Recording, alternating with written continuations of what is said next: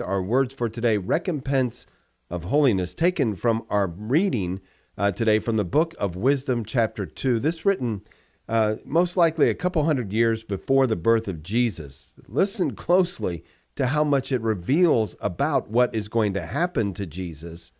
The wicked said among themselves, thinking not aright, let us beset the just one, because he is obnoxious to us. He sets himself against our doings, reproaches us for transgressions of the law, and charges us with violations of our training. He professes to have knowledge of God and styles himself a child of the Lord. To us he is the censure of our thoughts. Merely to see him is a hardship for us, because his life is not like that of others, and different are his ways. He judges us debased. He holds aloof from our paths as from things impure. He calls blessed the destiny of the just, and boasts that God is his Father. Let us see whether his words be true. Let us find out what will happen to him. For if the just one be the Son of God, he will defend him. With revilement and torture, let us put him to the test, that we may have reproof of his gentleness, and try his patience. Let us condemn him to a shameful death, for according to his own words, God will take care of him. These were the thoughts, but they erred, for their wickedness blinded them. And they knew not the hidden counsels of God, neither did they count on a recompense of holiness, nor discern the innocent soul's reward. Brothers and sisters, this is not a pagan nation that the book of Wisdom is speaking to. It is speaking to the household of God. It continues to speak to the household of God. It continues to speak to each and every one of us. Neither did they count on a recompense of holiness, a righteous response to our actions, a perfect response to our actions, measured by the way we conduct ourselves. It's true today. What we do is important. How we respond to the gospel is important. How we react to the things that we know. Our culpability is based on those things that we know, and once we know them, we can't unknow them. We are called to obedience.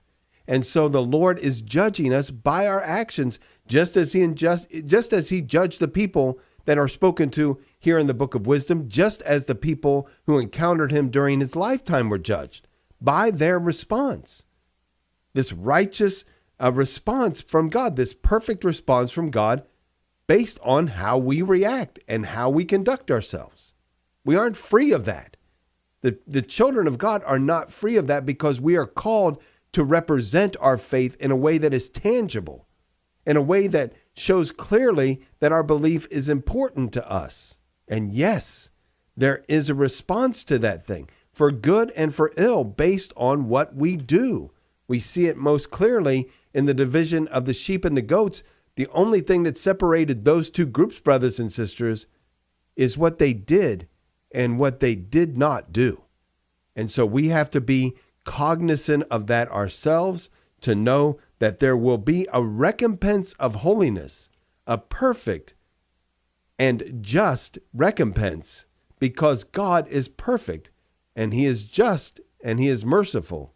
But we are, as children of God, called to live in a way that is pleasing to him. He is always willing to forgive, but he calls us to a conduct, to a way of life that we know that we must live by, because we know that he is going to hold us accountable, particularly as his children, called to proclaim the gospel of Jesus Christ in his name. He is going to hold us accountable for that thing. Recompense of holiness, our words for today.